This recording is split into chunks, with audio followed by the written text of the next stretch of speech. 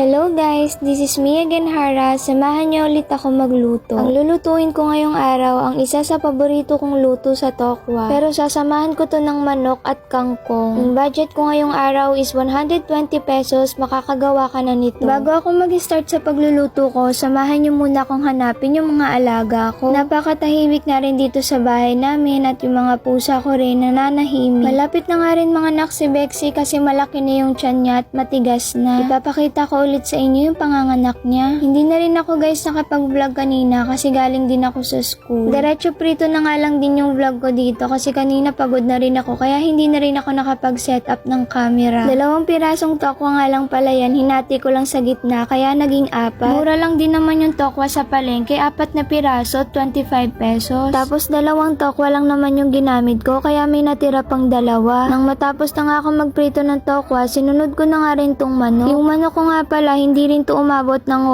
1/4. Kaya feeling ko wala pa to sa 50 pesos. Mura lang naman yung kilo ng manok ngayon kumpara sa baboy at baka. Lulutuin ko nga pala ng konti yan ngayon pero tatanggalin ko din yan maya maya. Isasabay ko kasi sa tokwa yan sa paggisa. Ayoko kasing ma-overcook yung tokwa. Mas masarap siya kapag malutong. Tinanggal ko na nga rin tong manok dito sa lutuan ko kasi magigisa na rin ako guys. By the way, hindi ko nga pala nasabi sa inyo na hindi ko rin alam kung anong luto to. Basta nakita ko lang sa ref na may ganito kaming ingredients. Maglalagay na nga rin ako ng bawang para magisa pero isusunod ko rin agad dyan yung sibuyas kasi baka masunog. Pagkalagay ko nga ng sibuyas, hahaluin ko din yan hanggang maluto siya ng kaunti. Kitang-kita naman sa lutuan ko na nangingitim siya kasi mabilis tong makaluto kaya isusunod ko na rin dito yung kamatis. Isa din to sa makakapagpasarap ng lulutuin kong ulam ngayon. Naalala ko nung bata ako, hindi ako mahilig sa kamatis, dinudura ko siya. O kaya naman hindi ko talaga kinakain. Kahit sibuyas, bawang, kamatis pa lang yung ginigisa ko, ang bango na. Ang ganda nga rin ng kulay niya kasi nagkukulay orange na. Gigisahin ko nga pala to hanggang sa lumambot yung kamatis. At nung lumambot na yung kamatis, nilagay ko na rin tong manok. Hahaluin ko nga lang pala to guys para kumalat yung kamatis dun sa manok. Hindi ko na rin to lalagyan guys ng asin. Ilalagay ko na rin tong tokwa na nahiwa ko kanina. Hindi ko na nga lang napakita sa inyo kasi madilim sa kusina. Hahaluin ko rin to tulad ng ginawa ko sa manok. Depende rin sa inyo guys kung gaano kalaki yung hiwa na gusto nyo sa tofu. Maglalagay rin ako ng siling green at saka labuyo ngayon. Naglagay rin ako ng konting mantika at tubig. Pati na rin tong chicken cubes kasi ito yung magpapalasa dito sa ulam ko ngayon. Kaya kung maglalagay kayo ng chicken cubes at wala naman masyadong sabaw, wag na kayo maglagay ng asin. Nilagay ko na rin tong kangkong na binili ni mama kahapon. At ang pinakalas na inad ko dyan yung tubig. Nilagyan ko lang naman siya ng konti para maluto tong kangkong. Kayo na lang guys mag-isip kung ano yung itatawag ko dito sa ulam ko ngayon.